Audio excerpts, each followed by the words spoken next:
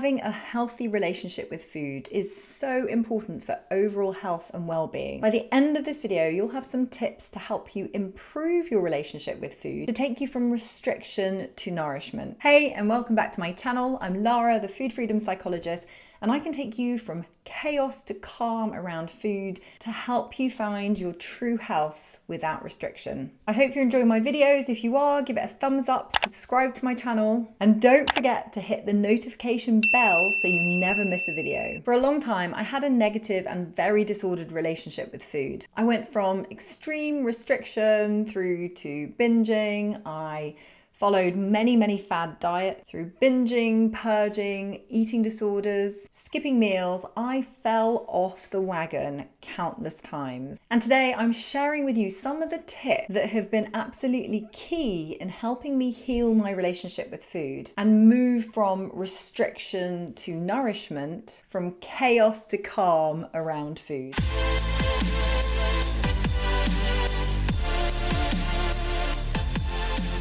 Tip number one is to reject diet culture. Diet culture promotes the idea that foods are either good or bad, and that we should spend our time trying to achieve a certain look when it comes to our bodies. These are very harmful messages because we end up focusing much more time on trying to shrink our bodies rather than focusing on our long-term health. It's actually much better for our physical and our mental health to focus on nourishing our body with a variety of foods. And I've shared some resources below to help you. Tip number two is to stop labeling food. When we use those labels, good or bad, when we talk about food, we're actually creating and perpetuating that negative relationship with food.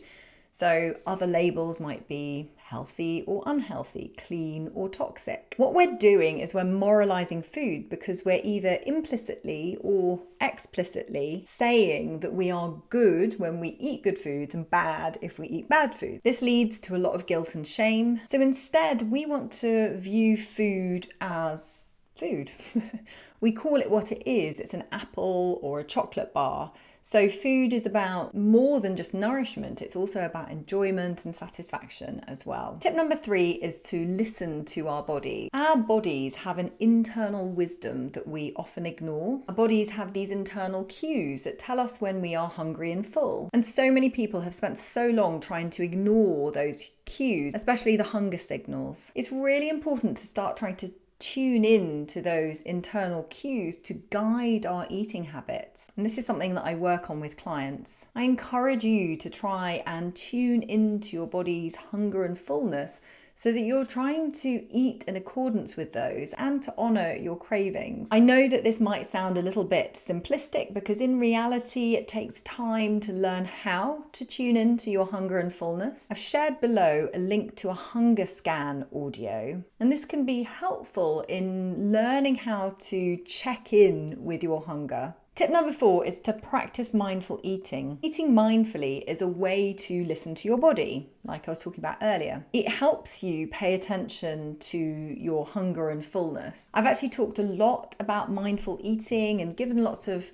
mindful eating tips in previous videos. You can check out this video here that goes into a bit more detail, and I've linked to some other ones below. Tip number five is to incorporate variety into your meals. Eating a variety of foods isn't just important to get enough nutrients, but it also makes meals more interesting. Try to incorporate different colors, different textures, different flavors. And I also recommend focusing on satisfaction as well. It's important to feel satisfied at the end of your meals. And so if you think about food as both nourishment and satisfaction, that can really help. Tip number six is to practice self-care. Our relationship with food can be connected to our overall self-care practices. And it's important to prioritize self-care things like getting enough sleep at night, managing your stress, and engaging in fun activities. Because stress can often lead to things like overeating, emotional eating, and that negative relationship with food. So prioritizing self-care and finding ways to manage stress can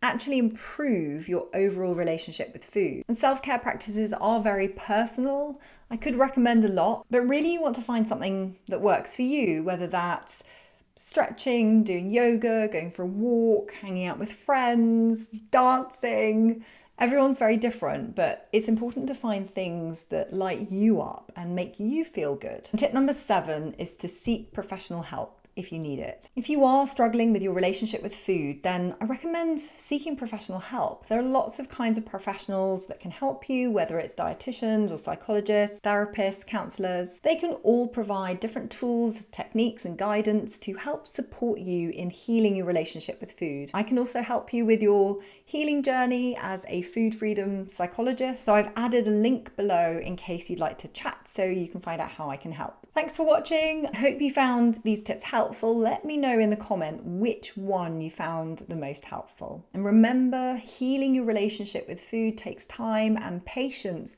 but it is worth it in the end. To help and guide you in that process, I've added some links and some resources below. Remember, you deserve a healthy and joyful relationship with food. Check out these videos next for more health, food freedom, and mindset tips. And if you like this video, give it a thumbs up, subscribe to my channel. And if you know anyone who may benefit from watching a video like this, please do share it with your friends. Bye for now.